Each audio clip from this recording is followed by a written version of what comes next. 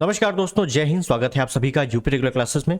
और आज के इस वीडियो में हम लोग बात करने वाले हैं कि जो आरओ और यूपी पीसीएस की परीक्षाओं का विरोध हो रहा है लगातार, और जिसके लिए 11 नवंबर को विशेष महाधरना प्रदर्शन है, महाआंदोलन है, तो ये क्यों है? क्योंकि कई लोगों को ये नहीं समझ में आ रहा है कि नॉर्मलाइजेशन का विरोध करना क्यों जरूरी है। ठीक है, इसके बारे में बात कर लेंगे। और परीक्षा क्या फिर से टलेगी? क्या इसके लिए मतलब बिल्कुल कंफर्म हो गया है? ऐसा मैं क्यों कह रहा हूं, इसके बारे में बात करेंगे क्योंकि थोड़ी सी चीजें इसकी ओर बढ़ रही हैं परीक्षा टलने की। ठीक, तो पूरा वीडियो अच्छे से देखना, यहां पे चीजें समझ में आ जाएंगी, आपके फैक्ट क्लियर हो जाएंगे कि हाँ करना क्या है। देखिए, सिंपल सी चीज है कि मान लो कोई एक परीक्षा है, वो 2 शिफ्ट में हुई, एक शिफ्ट और ये दूसरी शिफ्ट। हालांकि आरओ तो 3 शिफ्ट में होनी है, वो तो पूरी तरीके से ही उसका सत्यानाश होना है। ठीक, मान लो किसी के 120 नंबर आ गए, इसमें मैं एक एग्जांपल ले रहा हूं, और इसमें आ गए 115। ये क्या है? ये औसतन नंबर है। ठीक है, जितने भी लोग होंगे इसमें, मान लो 1 लाख लोग हो गए, 1 लाख लोग बैठे हैं, इस पर भी 1 लाख लोग बैठे हैं। औसतन जो नंबर लिया गया वो इसमें 120 नंबर आ गए और 150 नंबर आ गए। ठीक है, अब क्या होगा? 150 ज़्यादा हो गया। ठीक है, एक मिनट, इसको 110 कर लें। ये 115, बस अब समझ आसान हो जाएगा समझने में। अब क्या हो रहा है कि आयोग क्या समझ रहा है कि भाई साहब जो 120 नंबर पाए हैं औसतन, इसका मतलब है ये नंबर ज्यादा पा गए। क्यों? क्योंकि यहाँ की जो शिफ्ट थी वो आसान थी। क्या थी? आसान थी। ये 115 पाए हैं, क्यों? क्योंकि यहाँ की शिफ्ट जो थी वो थोड़ी सी कठिन थी, इसी वजह से यहाँ पे नंबर औसतन थोड़े से कम आ गए हैं।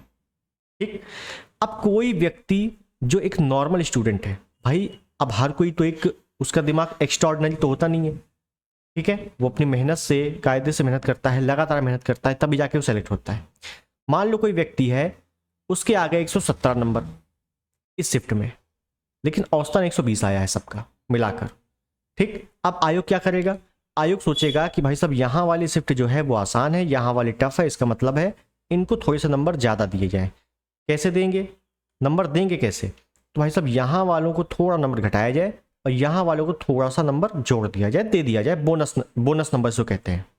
ठीक है, कुल मिलाकर इनको घटाकर इनको जोड़कर थोड़ी से नंबर जो है नॉर्मल किया जाए।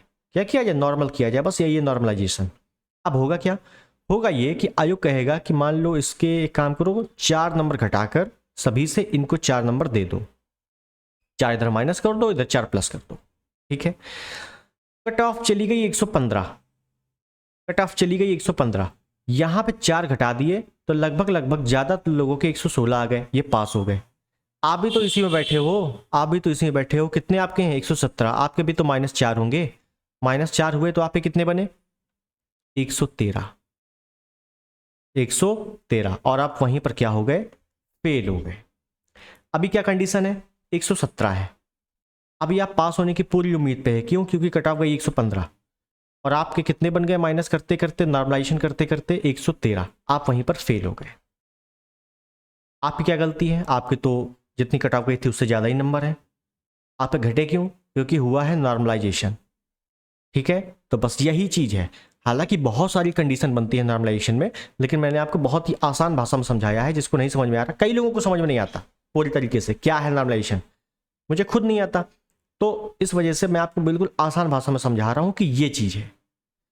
इस वजह से नॉर्मलाइजेशन का विरोध करना बहुत ज़्यादा जरूरी है, और खासकर तब जब वैकेंसीज कम हो। भाई पीसीएस में, आरओ में कितनी वैकेंसीज होती है? पीसीएस में चलो इस बार 1000 है, आरओ में चलो इस बार 500 है। क्या अगली बार होगी?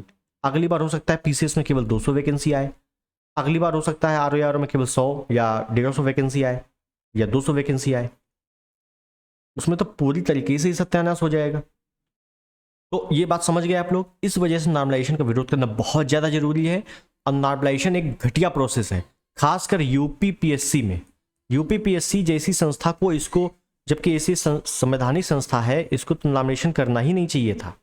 खैर, अब बात आते हैं कि क्या परीक्षा फिर से टलेगी। तो एक ये पेपर कटिंग देखिएगा। यूपीपीएससी की 2 दिनी परीक्षाओं पर संकट है। कैसे? थोड़ा सा पढ़ेंगे, जो हाईलाइट है उसको पढ़ेंगे। भर्ती परीक्षाओं को लेकर सुप्रीम कोर्ट की संवैधान पीठ के निर्णय के बाद उत्तर प्रदेश लोक सेवा आयोग की 2 दिवसीय परीक्षा आरओ पीसीएस पर संकट मंडराने लगा है। क्यों? क्योंकि जैसे ही सुप्रीम कोर्ट ने ऑर्डर दिया कि भाई साहब परीक्षा जैसे ही नोटिफिकेशन आप निकालते हो उसके बीच में कुछ भी परिवर्तन आप करोगे, क्या करोगे, कुछ भी अगर बीच में चेंजमेंट करोगे तो वो असंवैधानिक होगा। असंवैधानिक मतलब संविधान के विरुद्ध होगा। आयोग 2 दिवसीय परीक्षाओं पर कायम रहता है तो सुप्रीम कोर्ट के आदेश का उल्लंघन होगा। यदि निर्णय का पालन करता है तो उसे एक दिनी परीक्षाओं के लिए नए सिरे से व्यवस्था बनानी होगी। जाहिर सी बात है कि अगर ये उल्लंघन नहीं करता है असंवैधानिक तरीके से तो एक दिन में परीक्षा होगी पुराने पैटर्न पे, और एक दिन में परीक्षा होगी तो फिर से पूरी तरीके से शुरू से व्यवस्था बनानी होगी। शुरू से व्यवस्था बनानी होगी। इस परिस्थितियों में दिसंबर में प्रस्तावित दोनों परीक्षाओं पर संकट है। आयोग ने कहा है कि सुप्रीम कोर्ट के आदेश का अवलोकन कर रहे हैं।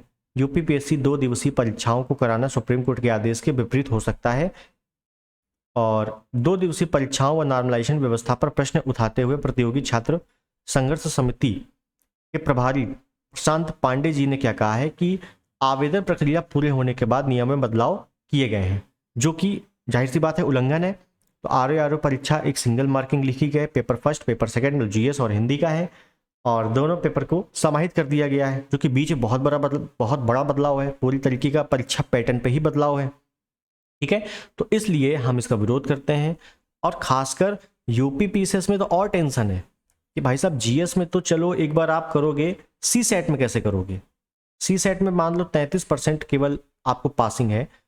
मैंने केवल 35 क्वेश्चन किए, अब मुझे लगा कि यार 35 मेरे सही हैं, आराम से हो जाएगा, कोई टेंशन नहीं है। नॉर्मलाइजेशन हुआ, मेरे 3 नंबर घट गए, अब मेरे आ गए 32, मैं वहीं फेल हो गया।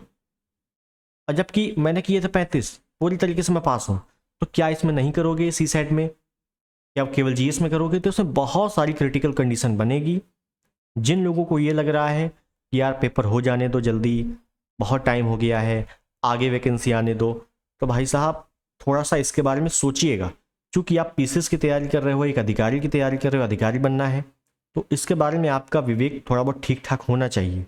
ठीक है, कि क्या इसमें क्रिटिकल कंडीशन बनेगी।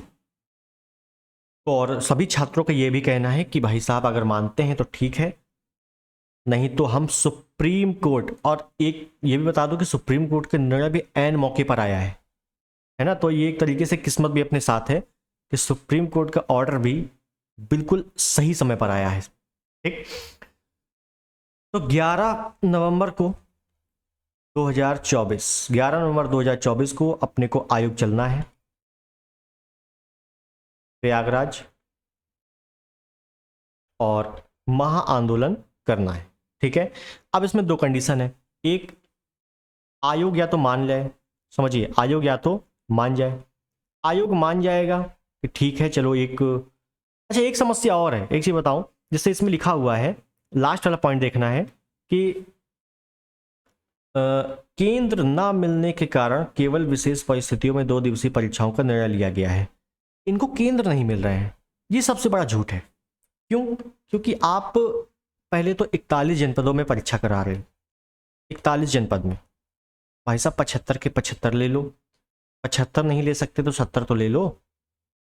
दूसरी चीज, आप जो विश्वविद्यालय है, जो एडेड कॉलेज है,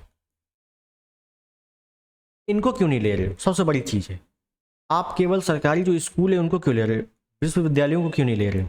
भाई यूनिवर्सिटी को भी तो लो। आराम से एक दिन में परीक्षा हो सकती है, कोई भी कंडीशन बुरी नहीं होगी। लेकिन ये आयोग पता नहीं ऐसा क्यों कर रहा है। ठीक, अब है, आयोग अगर मान जाता है तो एक दिन में परीक्षा होगी, 1 शिफ्ट में परीक्षा होगी, और ये 7-8 दिसंबर और 22-23 दिसंबर रद्द हो जाएगा, परीक्षा आगे जाएगी। समझ गए? तो ये आगे जाएगी फिर, क्योंकि अगर 1 शिफ्ट में हुआ तो पूरी तरीके से शुरू से निर्णय लेना पड़ेगा आयोग को, और थोड़ी सी परीक्षा मुझे ऐसा लग रहा है कि आगे जा सकती है, ऐसे चांसेस भी हैं। दूसरी कंडीशन, आयोग नहीं मानेगा, भाई साहब बस एक ही रास्ता, कोर्ट। कोर्ट क्यों जाएंगे? क्योंकि सुप्रीम कोर्ट के निर्णय दिया है, और सुप्रीम कोर्ट का निर्णय एक तरीके से संविधान है, और आयोग अगर सुप्रीम कोर्ट को नहीं मानता है तो वो संविधान का उल्लंघन है। ठीक है, इस वजह से हम कोर्ट जाएंगे।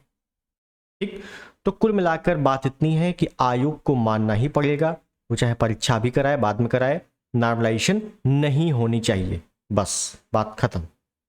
ठीक है, तो सभी को क्या करना है, 11 तारीख को, देखो कई लोग ऐसे होंगे कि चलो सब लोग चले जाएंगे, हम पढ़ेंगे 11 तारीख को, ऐसा कुछ नहीं है, कोई फ़ायदा नहीं है। जितने ज़्यादा लोग होंगे तभी कुछ निर्णय निकल सकता है। ठीक है, एक दिन अगर आप पढ़ाई नहीं करोगे तो आपका कुछ बिगड़ेगा नहीं। आपने अगर लगातार पढ़ा है, सब कुछ पढ़ाई की है, तो एक दिन में कुछ भी आपको फ़र्क नहीं पड़ेगा। और आपने बिल्कुल ही नहीं पढ़ा है, आपको लग रहा है नहीं हम 11 को ही पढ़ के हम तो कुछ कर लेंगे, तो कुछ वैसे भी नहीं होने वाला। ठीक है, तो अगर आपने पढ़ा है 11 तारीख को कोई फ़र्क नहीं पड़ेगा, 11 तारीख को आपको आयोग पहुंचना है। ठीक है, तो बड़ी बात समझ गए होंगे। कुछ लोग कह रहे थे कि जो 40,000 MCQ प्रैक्टिस चल रही थी वो क्यों बंद हो गई। मैं एक चीज़ बता दूं आपको, 40,000 जो MCQ की सीरीज चल रही थी वो बंद नहीं हुई है, वो थोड़ा सा अभी रुक गई है, क्योंकि आप देख रहे हो जैसा कि 11 तारीख का महाआंदोलन चलना है, उसमें ना आपको पढ़ने का मन कर रहा होगा ना मुझे पढ़ाने का मन कर रहा है, सही बताऊं। ठीक, तो एक बार 11 तारीख को ये फाइनल हो जाता है, ठीक है, उसके बाद ये भी बताऊंगा, ये भी सीरीज चालू होगी MCQ सीरीज। और अगर आपको सेल्फ स्टडी करनी है, सेल्फ स्टडी करनी है बिल्कुल पॉइंट टू पॉइंट, बहुत ज़्यादा भटकाव के बिना, बिल्कुल पॉइंट टू पॉइंट अगर सेल्फ स्टडी करनी है, सेल्फ स्टडी से एग्जाम क्रैक करना है, तो वो भी बेस्ट तरीका बताऊंगा कैसे करना है। ठीक है, बहुत ज़्यादा बिना बहुत ज़्यादा किताबों के, बिना बहुत ज़्यादा नोट्स के, आराम से कुछ लिमिटेड सोर्सेस के साथ, आसानी के साथ। ठीक है, आप एक बेहतरीन सिलेबस को खुद पे एक डिज़ाइन करके पढ़ सकते हो, कोई बड़ी चीज़ नहीं है, वो मैं आपको चीज़ें बताऊंगा। ठीक है, लेकिन बस 11 तारीख को आंदोलन हो जाने दो, तब तक आप अपने रेगुलर जो भी आप स्टडी कर रहे हो उसको करते रहना। रिवीजन, कई लोग रिवीजन कर रहे थे तो रिवीजन करते रहो। ठीक है, क्योंकि ये स्टडी बहुत ज़रूरी है। आप आंदोलन कर भी लोगे, एक शिफ्ट में भी हो जाएगा, लेकिन पास तो तभी होगे ना जब आप पढ़ोगे। इस वजह से पढ़ाई अपनी करते रहना। जो बात रही 40,000 MCQ सीरीज़ की, ये मैं आपको बहुत जल्द 2 से 3 दिन में फिर से शुरू से स्टार्ट करूँगा। शुरू से मतलब जहाँ से ख़त्म किया है वहीं से स्टार्ट करूँगा। ठीक है, तो मेरी बात समझ गए होगे आप। कोई भी अगर डाउट रहता है तो कमेंट में बताना। चैनल पर नए हो सब्सक्राइब कर देना, वीडियो को लाइक कर देना। मिलते हैं अगले वीडियो में, तब तक के लिए नमस्कार, जय हिंद, वंदे मातरम।